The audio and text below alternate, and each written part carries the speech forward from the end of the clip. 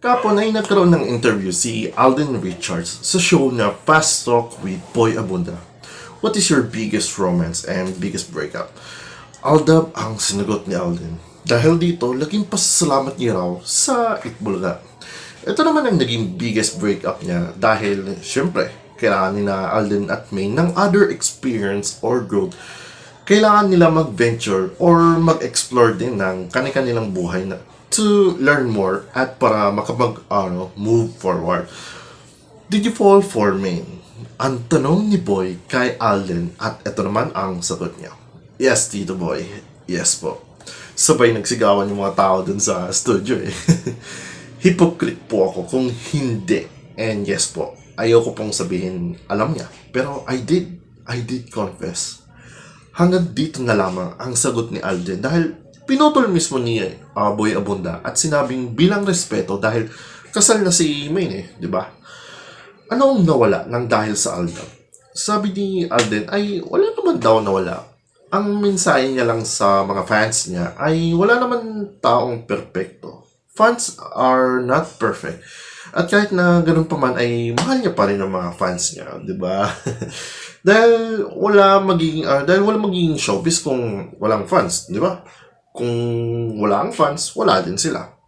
Laking pasasalamat niya din sa mga fans na nag-e-effort ng todo para maka-attend lang sa mga events niya. Sa ibang interview, nasabi niya na he is on lowest of lowest. I was lost, but I'm back to my old self. And today, I'm okay. Ano raw ang ibig sabihin nito?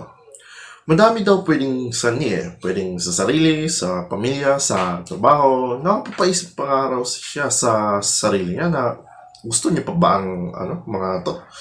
Mas effective kasi si Alden pag mag-work kapag nagpapakatpo siya sa sarili niya. Dito naman tayo guys sa part na nag-fast talk sila. Anong nakaka-turn on sa'yo? Understanding. Maganda yun. Kasi sino ba naman ayos sa taong nakakaunawa at nakakaintindi sa'yo, di ba? Ano ang nakaka-turn off para sa'yo? Controlling. Pangit naman kasi talaga kapag kinokontrol ka, yung parang tipong, yan, pinapasahod ka ng boss mo, di ba? Ideal na ugali sa isang babae.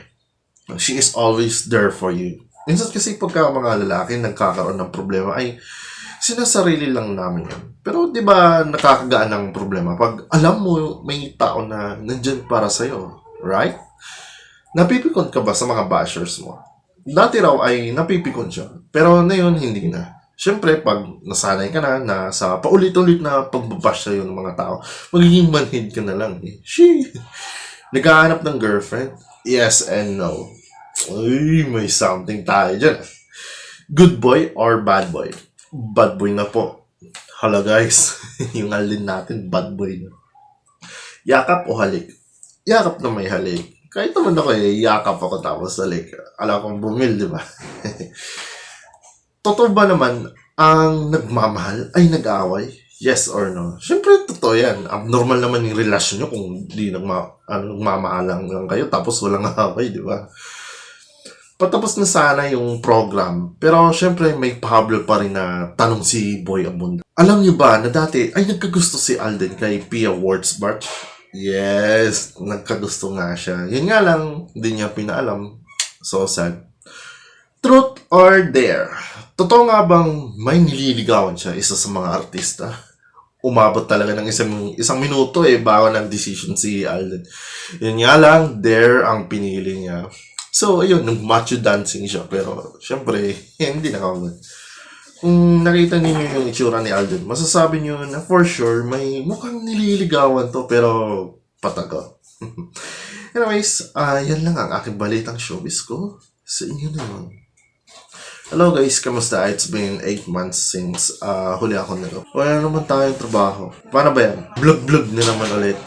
Sa 8 months, madami-dami din nangyari. Pero kahit pa paano nakaraos ng buhay. Tapos, eto na naman ako ulit, guys. Nagbabalik. Patuloy na naman natin ang ating vlog-vlog. Sige, bukas ulit. Salamat sa panonood. Paalam.